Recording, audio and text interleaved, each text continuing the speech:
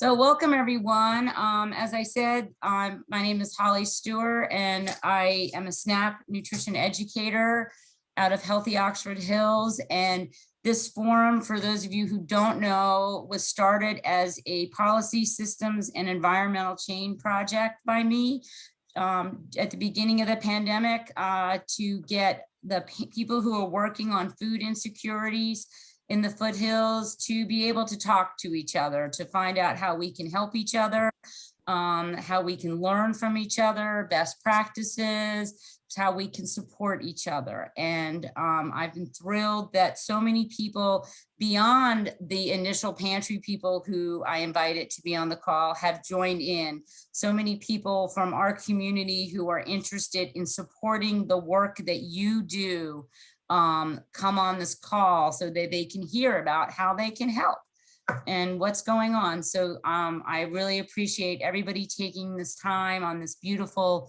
hot, muggy, sunny August day to come and share with us. I'm gonna have everybody go around and kind of just say, I'll call you out, so then it makes it easier because I can just go down the participant list.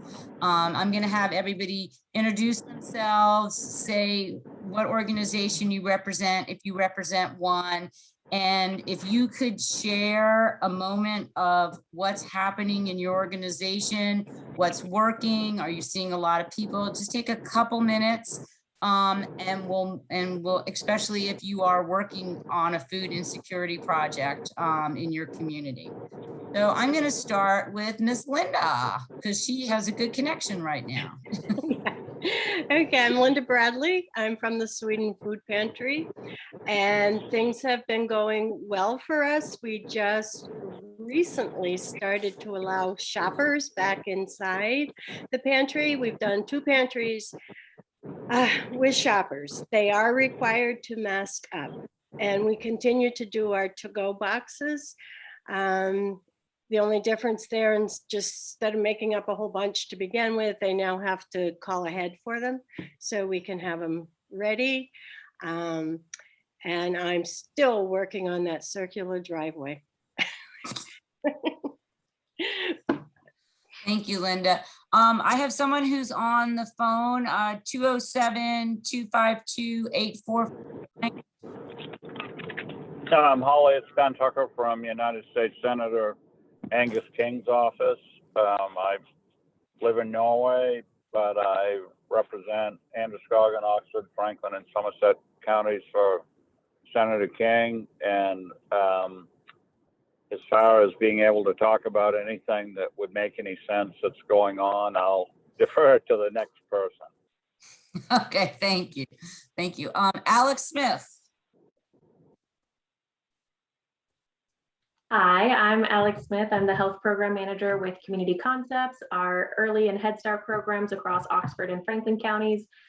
Right now we are operating our summer programming, so it's just a few centers and classrooms open with kids and families, and we're preparing for the startup of our year. When we're at full capacity, we serve about 500 families, and we provide food, department-wide food days with Good Shepherd Food Bank before every big shutdown or holiday or long weekend. And then we also have 7 food pantries spread out throughout our larger sites that our families and staff can access at any point.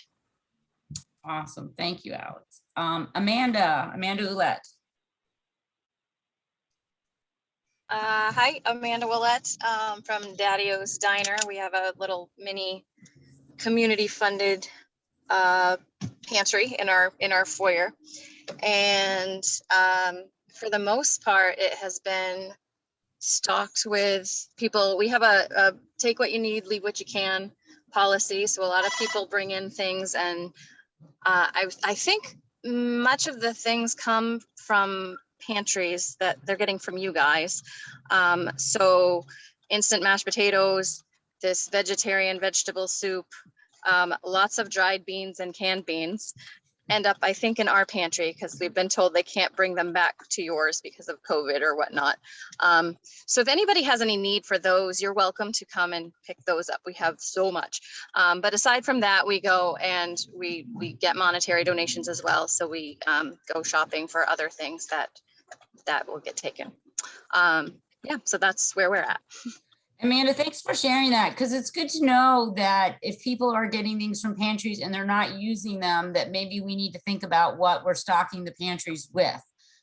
Because the whole idea is we definitely want people to be using and eating this food. So that was Yeah, really good insight.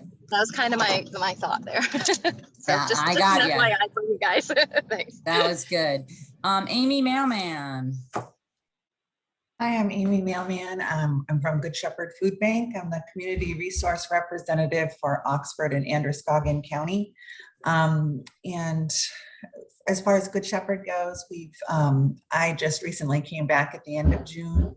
I was gone for like 3 months. I believe a lot was happening there. Right now, we're giving out our purchased food. I apologize for the banging behind me. I have a breezeway getting built. So let me try and shut the door.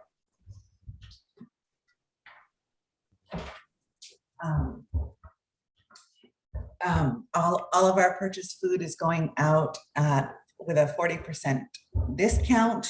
That's going to go on for as long as we can do it.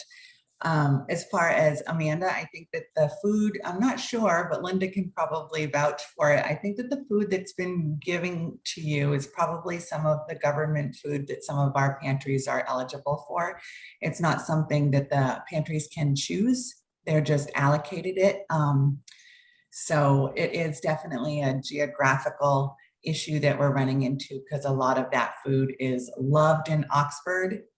Some of it's loved in Oxford and not so much in Androscoggin, and then vice versa. So that's something that I'm working with the pantries to make sure that the food is, separated equitably for the demographics. With regional differences so close. Wow, who would have? Yes, very much so. Who would have thought? Kate Bartley, welcome to the call. Can you introduce yourself, please?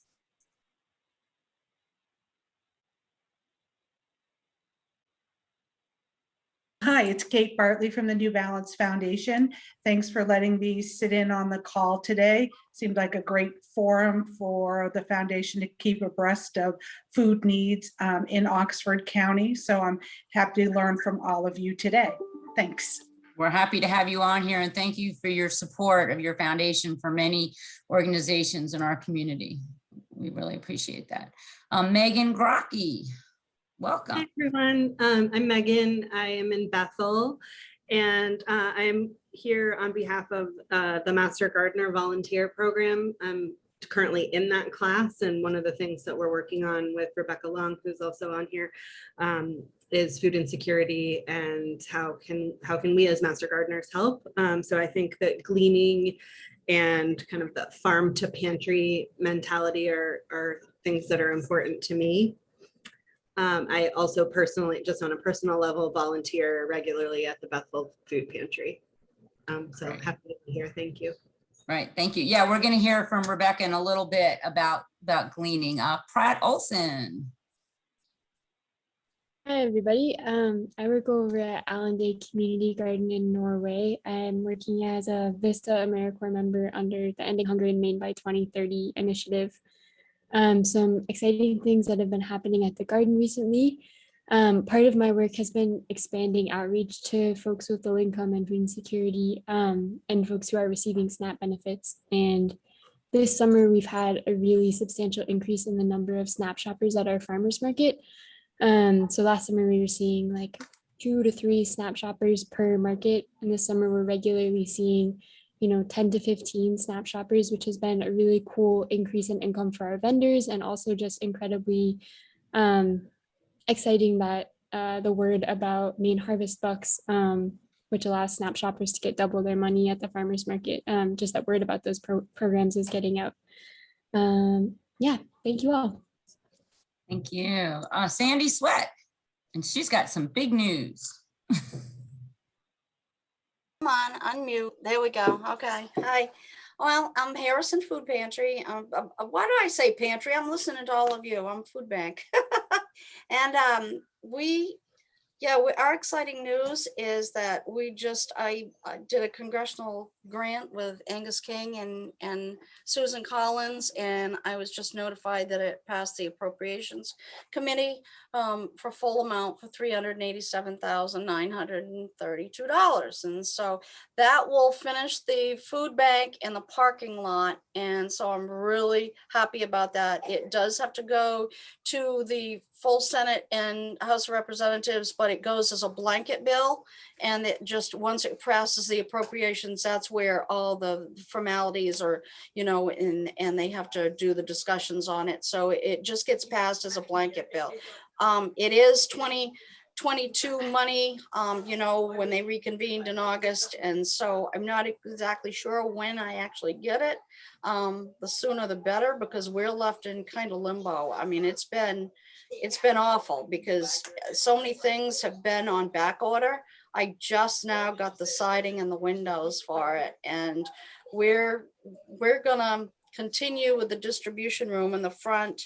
And then we've got to hold the rest of our finances until we get the grant. So, and I just heard that I'm going to have to sprinkle the whole building because of the size of it and what's in it. So that's a sad thing. Yes, it's going to be another $200,000. Okay, grants for just when I think I'm done. I mean, it's crazy. I just can't believe all the mandates for these public buildings, but it is what it is. And I know I've done it before. I can do it again. So, Well, that's good. I'm gonna all be nice and safe up there, Sandy, with your new sprinkler system when I get to teach my SNAP Ed classes up there. So yeah, so it's gonna be, we're all, well, you know what the kicker is, what I've been arguing about? We were licensed for 186 people in that community center. And it was a dance hall before. The state fire marshal came every single year, inspected it, and it was granted a license. Now they're saying it will hold 300 people. And they don't care if there's a dance hall, they don't care how many doors there are in it. You know, I've got a door to the kitchen, a hallway to the bathrooms. I've got 2 emergency doors, 1 set of glass doors, double glass doors going to a outside entrance into another set of glass doors. And then I've got a room with double doors leading into that. So theoretically, no tables could be in front of that, you know, all those things. So that takes away a lot of square footage. And we've kind of been arguing, they say, if I take a wall and take off 400 square feet of the hall, I don't have to sprinkle the whole building. It just doesn't make sense to me, but it is what it is. And I shall not complain. Excuse me for venting. that's okay. I just got off the phone and this is the final decision. I said, fine, I've done it before, I can do it again. However, I do want to say that I've ordered a bunch of new equipment for our food bank, and I have to donate the red carts that originally came from Good Shepherd, and they're about, they're 3-sided carts, red carts with wheels on them. I don't know if anybody's seen them, if you know what I'm talking about. Amy's shaking her head. She knows what I'm talking about. They're probably maybe 24 to 30 inches deep with 3 walls on the side, and the walls are probably 3 foot tall. They hold a lot of weight. I do have those. If nobody wants them, I'm just going to scrap them because I've got all U-boats, new U-boats. So Sandy, these are wheeled carts? Yes. Yeah, and they hold a lot of, you know, when we unload trucks, we unload into that and push them into the building. If anybody would Do like they those. have, do they have pneumatic wheels so they roll easily on dirt? Some of them are, and some of them I replace the wheels. And Linda, just come and look at them if you'd like to. They're sitting outside right now in the walkway. You'll see there's a new foundation that just went in, and they're sitting right there. Hey Sandy, can you take a photograph and email? Yes, I should have I done can it share today. I didn't. Yeah. Yeah, take a photograph and I'll share it on an email with everyone to the group. Yes. The I'll hospital come look might at want them. that too. I Yeah. might be interested in 1 or 2. You know. Okay. Yeah. Those Does were, anybody have a food bank pantry this week and they're shy of food? because I've got an abundance. I just hauled up to Universal Church. I got my dog begging to go out in the pool. You hear this? You know, kids are out in the pool and he can't stand it. He wants out. Excuse me, just a minute. I'm gonna let him out. He's going nuts. I was just gonna say, Linda, that those U-boats that she's talking about, they're kind of like U-boats with another side. They were donated by Target. So Anyway, they were used in the back stock room, Oh. so they do take a lot of weight. yeah, Okay. so Oh, that's good. I brought a bunch of things to Universal Church this morning and dropped it off, but I've got an abundance of yogurt and broccoli. So, Our numbers are down. I'm sure all of your numbers are down. You know, we're running about 250, 259, you know, sometimes 280, but we're pretty much, I don't know, this week seemed to be pretty busy, but we're, you know, it'll go back up this fall, but we're, you know, we're picking up in a lot of stores and a lot of places, and then Good Shepherd kind of put on a lot this week. I think they had an abundance, didn't they, Amy, of broccoli and yogurt. So I'm sure that they did. well, it's good to have a lot. They It's got good to have on. a lot. So that's good to know. And just so you all know, if you ever need anything, please call Sandy. She wants you to call her. She is a food bank and she is happy to help supply our area food pantry. She tells me this over and over again. So that's why I tell you over and over and over again. Please use yeah. her. She certainly helps individual families come, but a lot of people, as you know, can't make it there. And so they come to your local food pantry, and that's where she can also help you. So please do that. Shannon Yes, Brennan. I see- Holly. Yes, Ben, yes. Holly, I wanted to give Sandy an extra plug. I don't know, maybe most of the people on this call know Sandy Sweat, and I've known Terry for literally 60 years, and known Sandy for a good 35 years, I'm gonna say. And Sandy, I'm gonna let you tell the listeners or the people on this call what the people in our Washington, D.C. office said to you about your application. So this is just the congressionally directed spending is what these were called, but we would know them as earmarks. And all the senators and the two senators and the representatives from every state had earmark requests from various groups and organizations, and we had, I think, we had over 150, I think, statewide, and I'm sure Senator Collins probably had even more than that. But and it was a laborious process, and for our office, no one there had gone through this process before. Senator Collins' office at least had people on staff that had been through the earmark process. But what did Jeff say to you about your application, Sandy? Oh, come on, you put me on the spot. He said it was best Well, written grant that they received. Yes, well, that's not putting you on the spot. That's just, I wanted to make sure of those 150 applications, part of the team that had to review all of those, which was a huge task. They had to read all of the information, make decisions about whether the requests were legitimate or fit different programs that the federal government might have. And so one of the individuals on the committee that reviewed all those told Sandy, didn't tell me, told Sandy that hers was the best application that they had received. So I wanted to make sure and share that, because that's a pretty awesome thing right there. In a world of, you know, in the DC world, for someone who gets to read, you know, volumes and volumes and volumes of requests for the senator to actually say to one of the people, that's the best application that we received. That's part of the reason that, and I'm sure Senator Collins' staff felt the same way. That's part of the reason she, Sandy, is the first person I know of in our office, from our office, that got a call from Senator Collins' office saying that that had been approved and it was going under as a full blanket request to be part of the infrastructure bill. Good I job. was really honored, I gotta tell you, because, you know, after I got looking at the few that were accepted, they were all municipalities, all for big things. And I felt very honored that this is truly a food bank and a community center that's there for all the citizens and, you know, and gonna give so much help to the low income citizens. And I just really felt honored that we got, you know, included in that bill. So, Right. thank you. Well, And- great job, Sandy.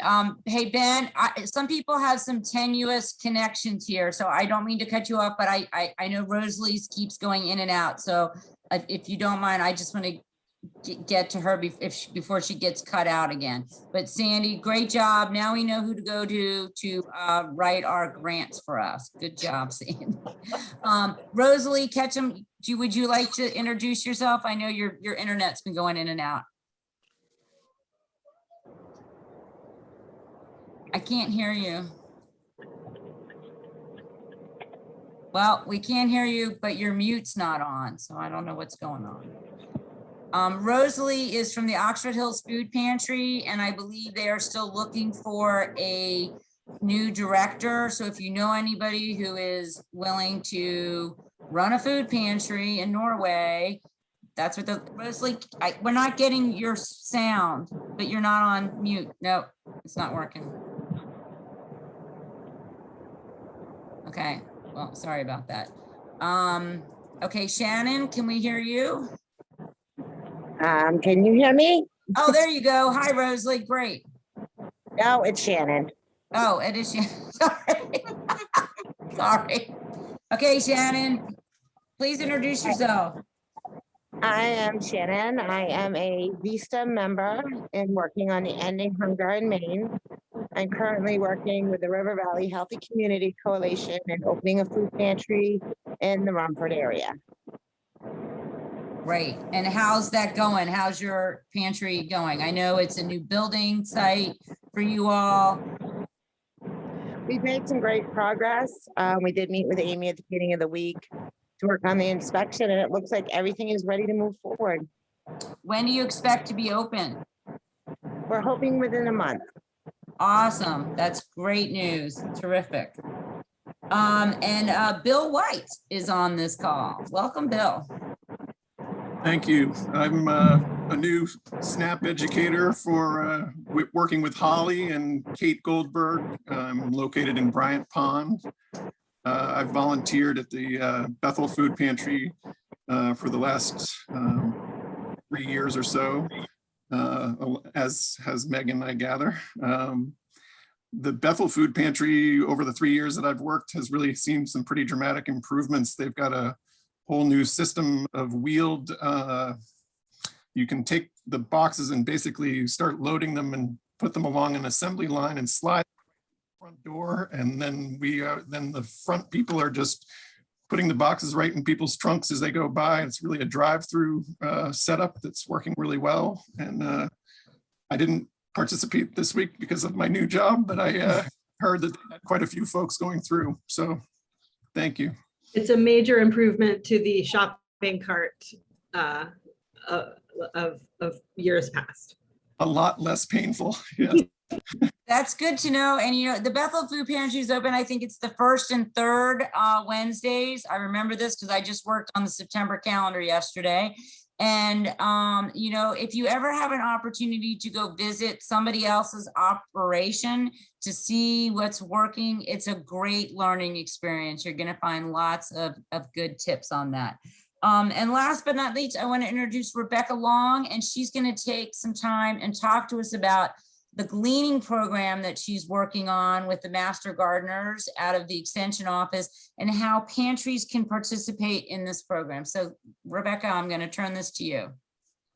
Thank you, Holly. Yep, I'm Rebecca Long, an agriculture and food systems professional for Cooperative Extension Oxford. It's quite a mouthful. They used to call us extension agents. I'm not sure why they don't anymore. But so we have the Master Gardener Volunteer Program. If you guys aren't familiar, people go through a 40-hour training on horticulture, and then they do a 40-hour volunteer internship to become certified. And after that, they hopefully keep volunteering every year. And one of our major areas that they do work is food security through the Harvest for Hunger program, which can look a lot of different ways across the state. We have people who glean from farms. Some of those are spot gleans, like, an apple orchard at the end of the season. And some of it's really regular, like down in New York, they have farms that they go to every single week. They have infrastructure set up there. The pantries come to the farm and pick up at the end of that gleaning day. We also glean from farmers markets. So like at the end of the market, collecting excess produce. We recently had a volunteer start picking up uncollected shares from a CSA, which was kind of a cool thing, and bringing that right to pantry, because that's nice because the farmer has still gotten paid for that food. So that's kind of like an ideal model too. If we can find ways the farmer still gets paid and we can make the donation, that's great. And then we even have like individual volunteers grow food in their own gardens or in community gardens to donate. So in Oxford County, I actually oversee the Master Garden program for Oxford and Franklin. So in Franklin, we have a couple things that have started this season. And in Oxford, I'd say we're still kind of in the researching phase. And part of that is connecting with the pantries, because if we do find a farmer's market or a spot glean, we have to know we're pretty immediately going to be able to get that to a pantry because we don't have any storage at all. And so part of what Megan and some other volunteers are planning to work on is kind of like a directory of food pantries. And I know there's tons of resources out there that list pantries, so we're not trying to recreate the wheel, but the idea is to have it be really a fresh produce donation focused directory, mostly for us. So it's literally like, if we get a spot glean on a Tuesday, we can look at our directory and be like, okay, what's the closest pantry to that spot glean that's open that day or the next day that has the storage capacity. But the idea is that this could also be useful for other organizations, or even just, I get a lot of individual gardeners that approach me about donating. So the idea would be able to just send them this list and be like, find a pantry that has cold storage that's close to you that will take your donation. So our volunteers may be reaching out to you guys at some point with a survey. I know they do this in New York, and they have a nice directory and the volunteers update it every year. So that's kind of the idea, that once we get it set up, we can then just check in with you every day, every year, and say, okay, you still have, are you still accepting donations on Saturday mornings? Do you still have X amount of storage? And also just looking for input on like what kind of things are useful, because a lot of times I try to steer people away from donating kind of just the excess from their garden. And if they want to grow for a pantry, I try to really encourage them to grow with the pantry's needs in mind, and ideally get together with some other gardeners. So there's like actually quantity that's useful to you guys. So rather than you getting, we've heard feedback that like a pint of cherry tomatoes here isn't as useful as say like a nice squash donation at the end of the season, something that you'd have enough to actually distribute to a few families. So when we reach out, that's also the kind of input we'd love. Like if you guys are like, no one ever takes Swiss chard, but we do love winter squash. That stuff is really helpful information for us too. So yeah, our focus is really on the growing and getting fresh produce to pantries. Like I said, still in the research phase, we have a master gardener who's planning to go around to all the markets to see if there are any markets that are interested in kind of partnering to do an end of market donation. And then we would be very proactively looking for a pantry close by to take that stuff to. But yeah, I think that's about, did I forget anything, Megan? I have a pretty extensive, I'm sorry, go ahead, Megan, I'm sorry. I was just saying, nope, she covered it all. I didn't have anything to add. I have a pretty extensive list of all the Foothills and free meal sites, because I think also free meal sites like the Table and Foothills Food Works could also use that fresh produce. And their hours are sometimes very different than pantries, so that might come into play. So I have a pretty good contact list that I'm happy to share with you for that purpose.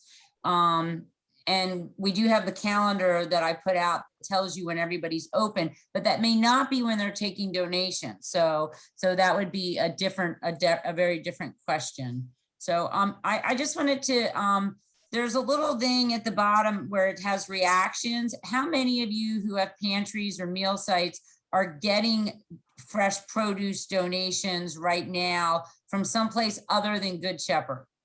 Or is anybody getting anything other than Good Shepherd? Linda is, okay. Linda, were you the one in Sweden? Because I have a guy I email with a lot who tells me about bringing stuff to the Sweden food pantry. So I suspect I may know who it is. Oh, okay. Well, I don't, we do have, well, it's connected to Good Shepherds because it's farm to table.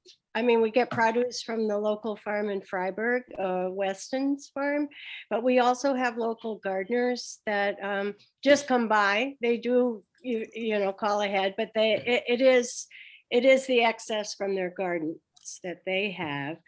And then, I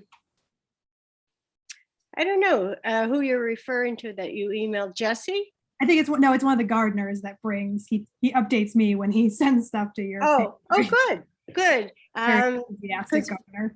we have, oh, I don't know, 3 or 4 people that come by with fresh produce. We had people come by all winter. Their chickens laid eggs.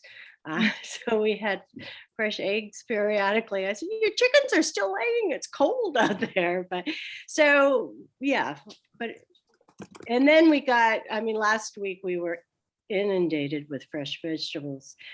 So we do end up turning them over to a farmer for their animals because we can't hold on to them for 2 weeks.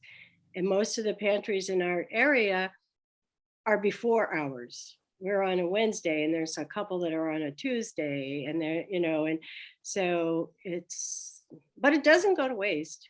It either becomes compost or their animals eat it.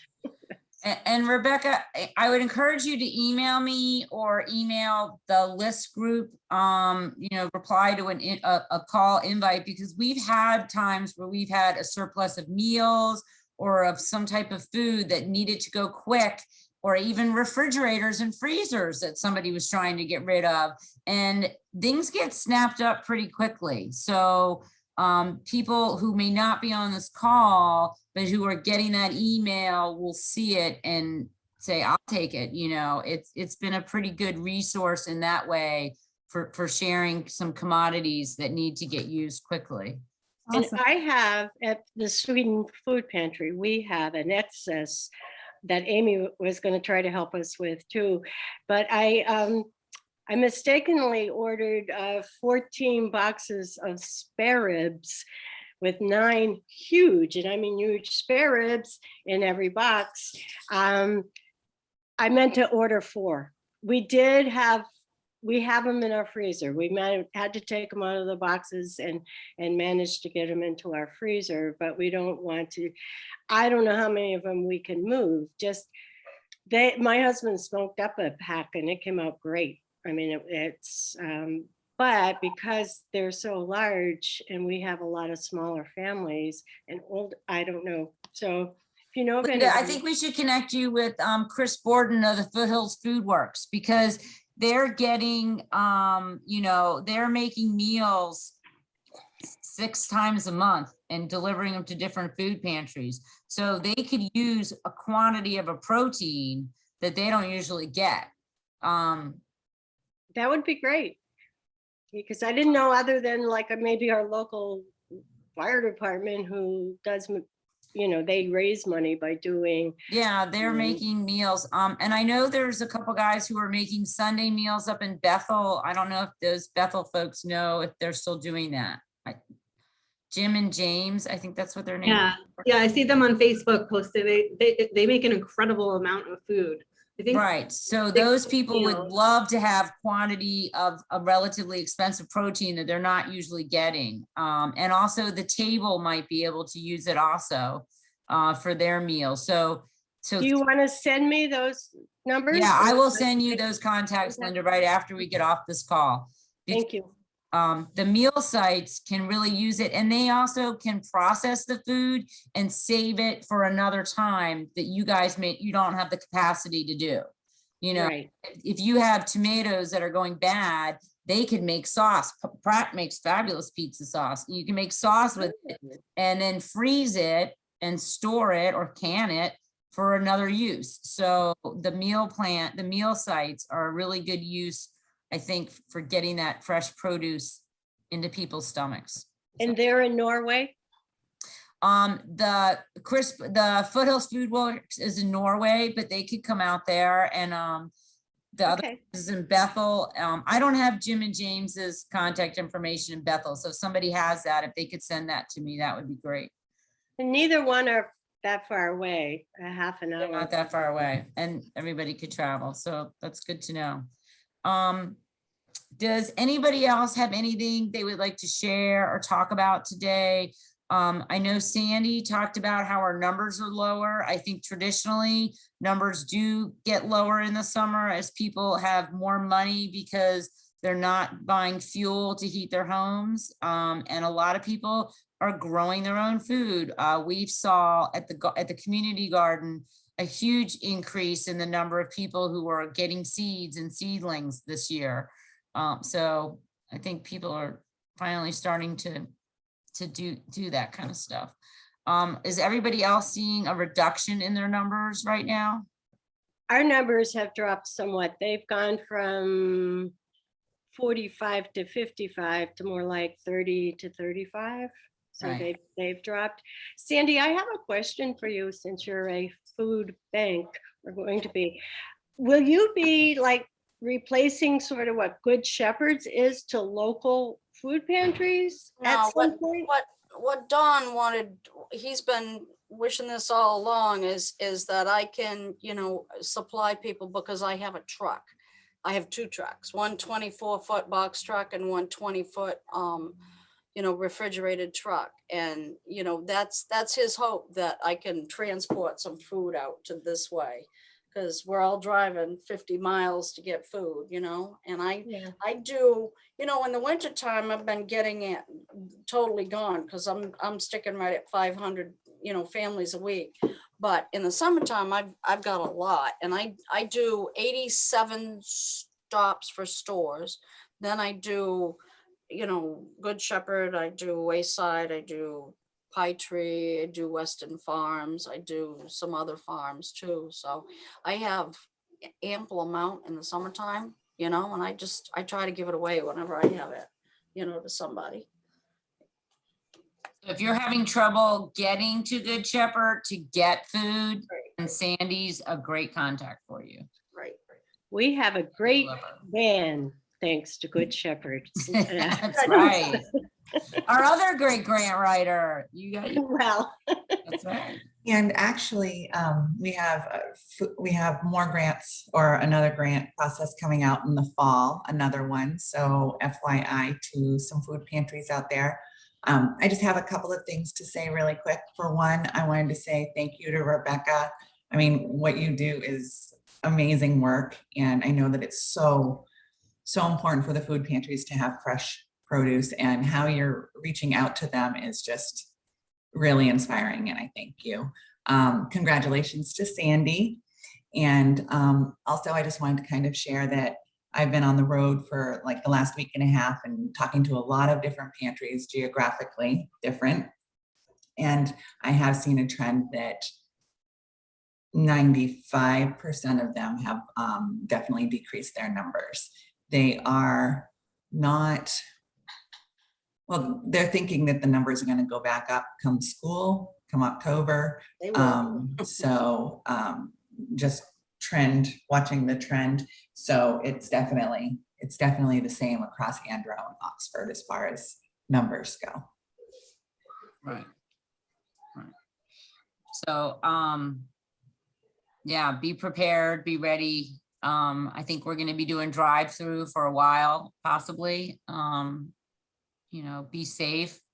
Are there anything that you all would like to share with those out there? Because, this is going to get shared with everybody on the email list. So other groups will see this. Norway Downtown, we've got Community Concepts here, New Balance. is there anything that you need to support you and your volunteers? Because you guys are working so hard day in and day out. What can we do? If you can think of something, you know, we can't give everybody a trip to Jamaica, but. I just have another question on why can't pantries adjust their numbers for federal food?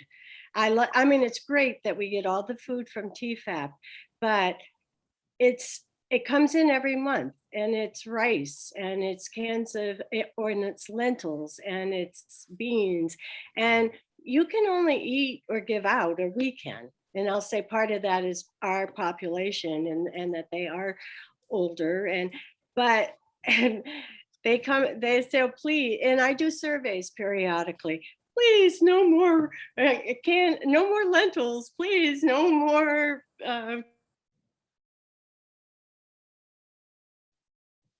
Linda, I'm gonna have to come teach a class up in Sweden and tell you what to do with all those lentils and rice.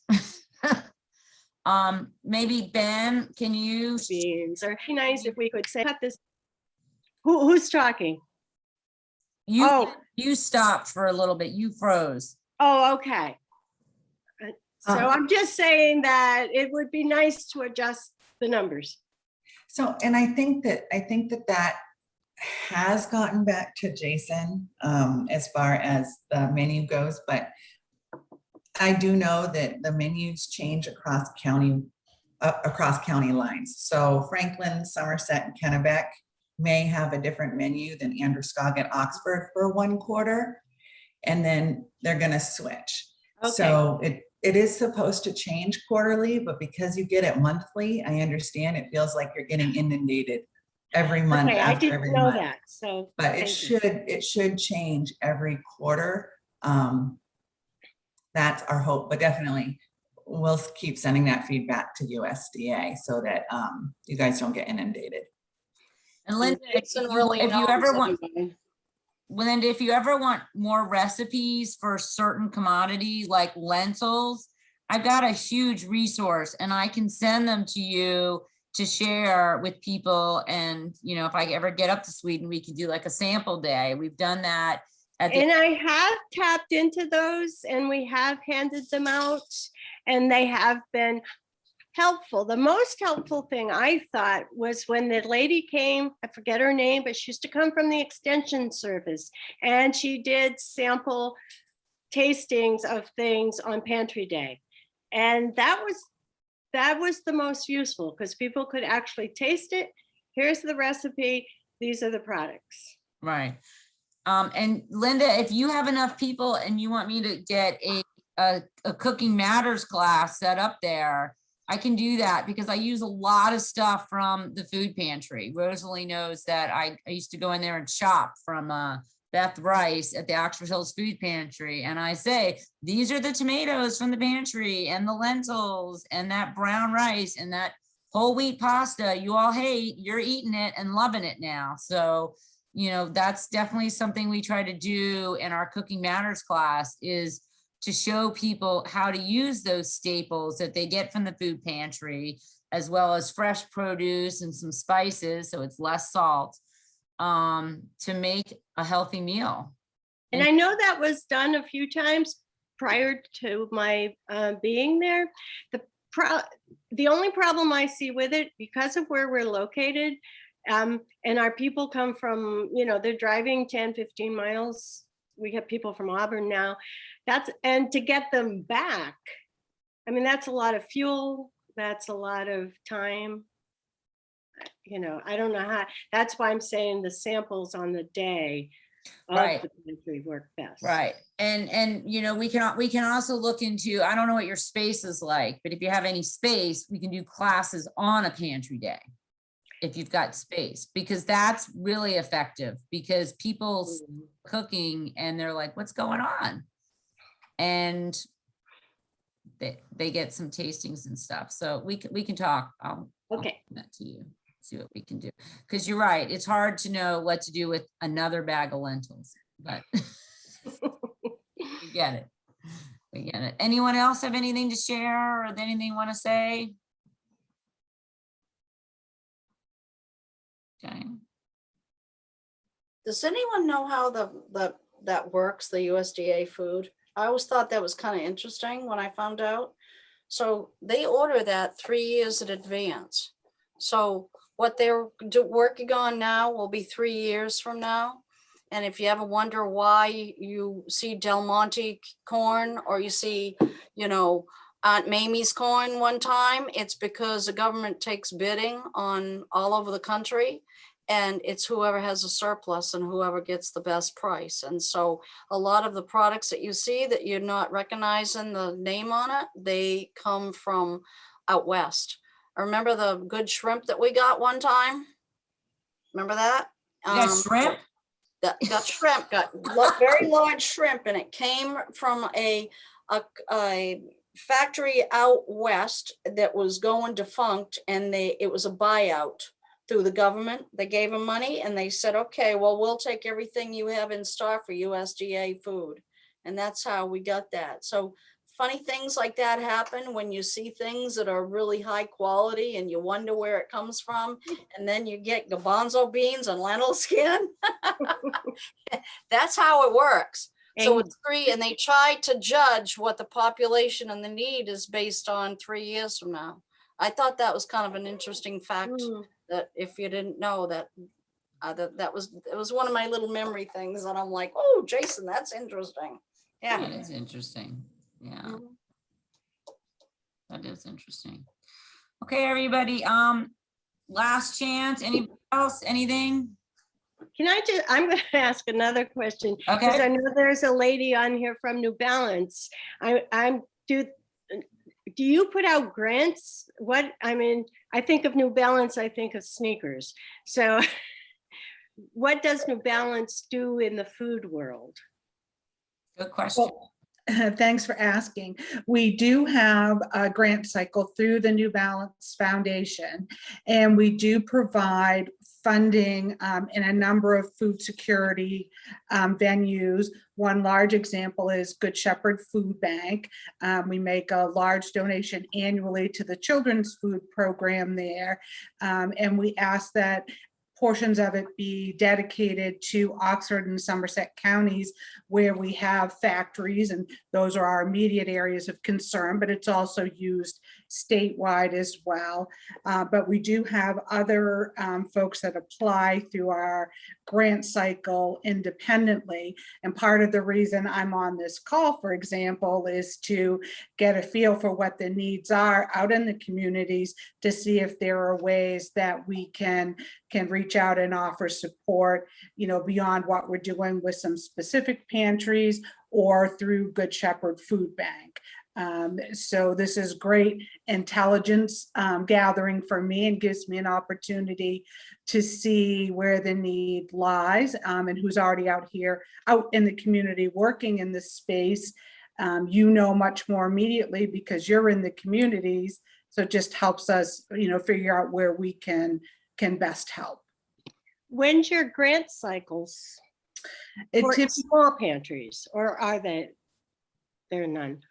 Well, we have one large grant funding cycle a year through the foundation that typically opens in January, and you can find information about that at newbalancefoundation.com. We also do corporate donations through our philanthropy budget there too, and you can reach out to me with smaller requests at my email at New Balance, and I'll give you my phone number right now because my email is you know, huge. So you could reach me at 207-634-1215, and I'd be happy to talk about some possibilities with you, or could best direct you in one direction or the other, whether it's corporate or foundation, depending on what you have in mind.